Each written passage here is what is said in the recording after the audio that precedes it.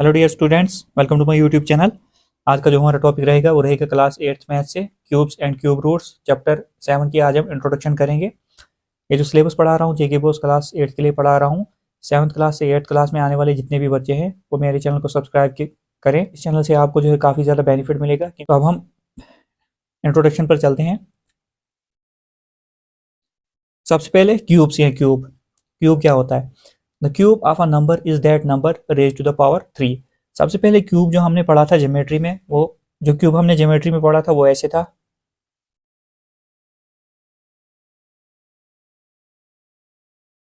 मैंने अपने चैनल पर जो है प्लेलिस्ट बनाकर जो है हर एक चैप्टर रखा है, तो आप वो देख लेना।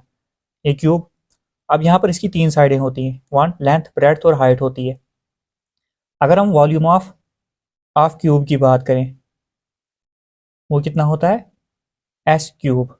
मतलब ये जो क्यूब है 3 है, इसी को बोलते हैं हम क्यूब। मतलब रेज टू द पावर 3 जो होता है इसी को क्यूब हम बोलते हैं। अब हम आगे डिस्कस करते हैं। एक बार फिर से पढ़ता हूँ। क्यूब क्या होता है? The cube of a number is that number raise to the power 3। मिसाल के तौर पर अगर मैं यहाँ पर एग्जांपल के लिए लेता हूँ 2 की पावर 3, इसका मतलब क्या होता है? इसका मतलब होता है ये कि 2 को हमने 3 बार मल्टीप्लाई करना है। कैसे? 2 इंटू 2 इंटू 2 कितना आ गया? 8 आ गया। 2 का जो क्यूब है वो कितना आएगा? 8। 2 टू ज़र 4, 4 टू ज़र 8 आ जाएगा। ऐसे ही बहुत सारी एग्जांपल्स और भी ले सकते हो। जैसे अगर मैं लेता हूँ 3 की पावर 3, इसका मतलब ही होता है 3 टाइम्स। तो 3 को हमने 3 बार मल्टीप्लाई करना है, 3 को हमने 3 बार मल्टीप्लाई करना है। 3 3 ज़र 9, 9 3 ज़र 27। तो 3 का क्यूब जो आ गया 27। 27 का क्यूब रूट जो आएगा वो आएगा 3। क्यूब रूट के बारे में हम आगे बात करेंगे। सबसे पहले 3 का क्यूब जो आएगा, जब हम 3 को 3 बार मल्टीप्लाई करेंगे कितना आएगा? 27। 2 को 3 टाइम्स मल्टीप्लाई करेंगे तो 8 आएगा। तो क्यूब होता ही एक्चुअल में रेज टू द पावर 3, मतलब 3 टाइम्स होता है। अब हम नेक्स्ट टॉपिक देखते हैं। आई होप कि आपको ये क्लियर हो गया होगा। अब परफेक्ट क्यूब या क्यूब नंबर, अगर हमें कोई नंबर दिया हो तो हमने मालूम करना है ये क्यूब नंबर है या परफेक्ट क्यूब है। तो कैसे? एग्जाम्पल के लिए अगर हम मान लेते हैं हमारे पास 125 दिया है, हमने चेक करना है क्या है क्यूब नंबर है या परफेक्ट क्यूब है। तो हम क्या करेंगे? प्राइम फैक्टराइजेशन मेथड से। अगर आपने squares and square root chapter सही से पढ़ा होगा, बिल्कुल सेम चैप्टर है। इसमें हमने ट्रिपलेट 3-3 के ग्रुप बनाने हैं, उसमें हम 2-2 के बनाते थे, बाकी कुछ नहीं। जिसने वो सही से पढ़ा होगा तो ये उसके लिए बहुत ज़्यादा आसान होगा। अब देखो हमने करनी है प्राइम फैक्टराइजेशन। प्राइम फैक्टराइजेशन हम कैसे करते थे? 125 लिखा हमने, अब इसके प्राइम फैक्टर्स हम निकालते हैं। अब यहाँ पर अगर देखोगे 5 के टेबल में जाएगा तो 5 25 होता है 125। 5 इंटू 25 कितना होता है? 125। अभी भी ये 5 के टेबल में जाएगा। 5 5 होता है 25। उसके बाद 5 1 5। अभी जो प्राइम फैक्टर्स निकाले हमने 125 के क्या आए? 5 इंटू 5 इंटू 5 आ गए। अब यहाँ पर अगर देखोगे 125 जो है, अब हमने चेक करना है क्या है? परफेक्ट क्यूब है। यहाँ पर मैंने बोला था क्यूब में हम क्या करते हैं, पावर हमारी कितनी होती है? 3। तो हमने 3-3 का यहाँ पर ट्रिपलेट बनाना है, मतलब 3-3 का ग्रुप। यहाँ पर पूरा 3 का ग्रुप बन रहा है, तो मतलब 125 जो है परफेक्ट क्यूब है। परफेक्ट क्यूब नंबर है या परफेक्ट क्यूब है? 125 परफेक्ट क्यूब है। ऐसे ही आप बात कर सकते हो 27 अगर मैं बोलूँ 27 को भी हम मान 3 रेज पावर 3 होता है। ऐसे 64 अगर मान के चलो 64 का क्यूब जो आएगा वो आएगा 4 रेज पावर 3। 4 को 3 बार मल्टीप्लाई करोगे 64 आएगा। 3 को 3 को 3 टाइम्स मल्टीप्लाई करोगे 27 आएगा। तो ये क्यूब नंबर होता है, परफेक्ट क्यूब। तो चेक करने का तरीका प्राइम फैक्टराइजेशन है। चेक हम करेंगे प्राइम फैक्टराइजेशन से। अगर 3-3 की पेयरिंग हो रही है, 3-3 का ग्रुप बन रहा है, ट्रिपलेट बन रहा है, तो क्यूब है, क्यूब नंबर है। तो वरना नहीं है। तो अब हम properties of cubes of numbers देखेंगे। पहली प्रॉपर्टी है cubes of all even natural numbers are even. जितने भी इवन नेचुरल नंबर का अगर हम क्यूब करेंगे वो इवन ही आएगा।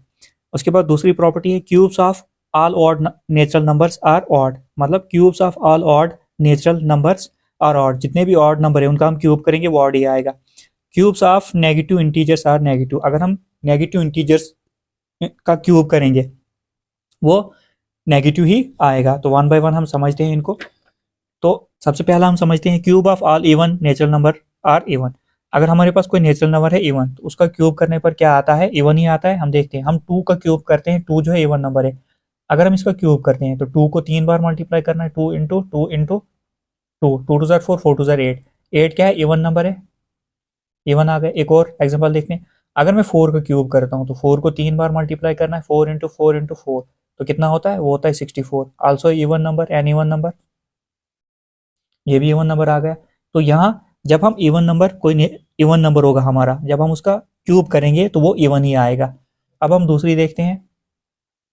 दूसरी हमारी जो है, cubes of all odd natural numbers are odd. अगर हम कोई ऑड नंबर लेते हैं, मान लो हमने नंबर लिया 3, अगर मैं यहाँ पर 3 का क्यूब करता हूँ, 3 हमारा ऑड नंबर है, तो मतलब 3 इंटू 3 इंटू 3, तो देखते हैं क्या ऑड, ये क्यूब भी ऑड नंबर ही आएगा। 3 3 ज़ा 9, 9 3 ज़ा 27, 27 जो है इज एन ऑड नंबर, ये ऑड आ गया। तो अगर हम यहाँ पर 7 लेते हैं, अगर हम 7 का क्यूब करते हैं, तो मतलब 7 इंटू 7 इंटू 7, तो कितना आता है, 7 7 से 49, 49 इंटू 7 आता है 343। तो ये भी ऑड नंबर है। इससे हमें क्या पता चला, अगर हम किसी ऑड नंबर का क्यूब करते हैं तो वो ऑड ही आता है। ऐसे ही इवन नंबर का अगर हम क्यूब निकालते हैं तो वो इवन ही आता है। अब थर्ड में बोला है cubes of negative integers are negative.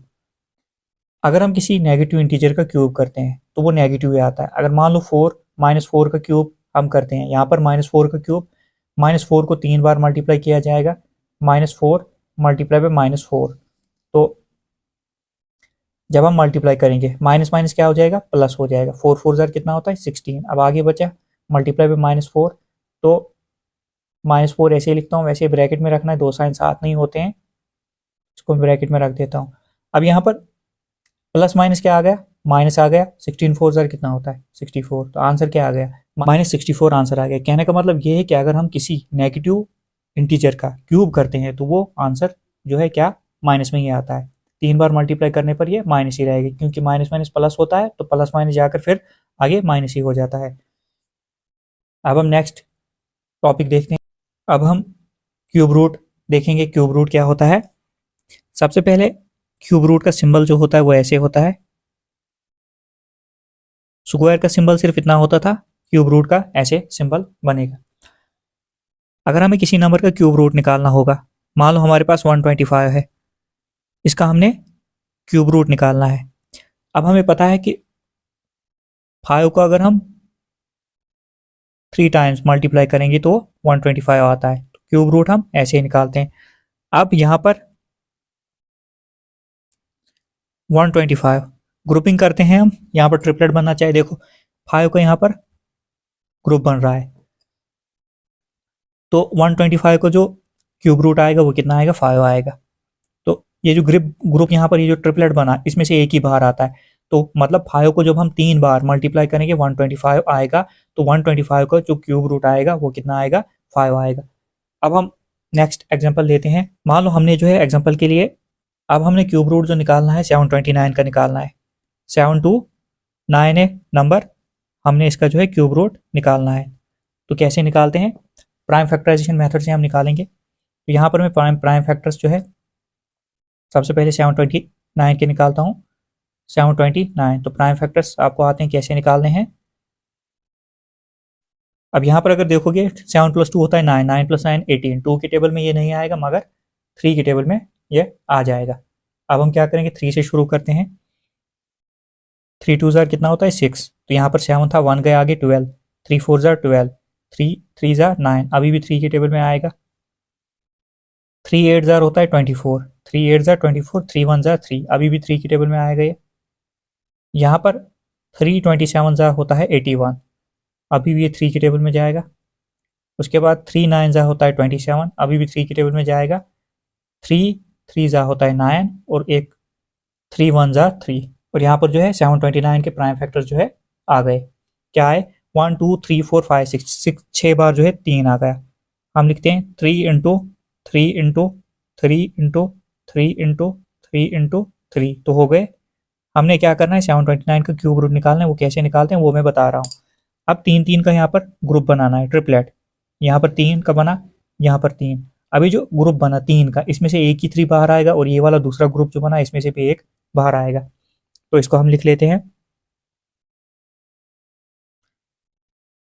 729, एक ग्रुप बना तो 3 बाहर आया, दूसरा ग्रुप 3 बाहर आ गया। अब जो 729 का क्यूब रूट आया कितना आया, 3 3 ज़ा 9। अब यहाँ पर 729 का जो क्यूब रूट आया वो कितना आया, 9 आया। मतलब 9 को जब हम 3 बार मल्टीप्लाई करेंगे 729 आएगा, यही होता है क्यूब रूट। तो आपको समझ आ गई होगी। थोड़ा सा लिखते हैं, क्यूब रूट ऑफ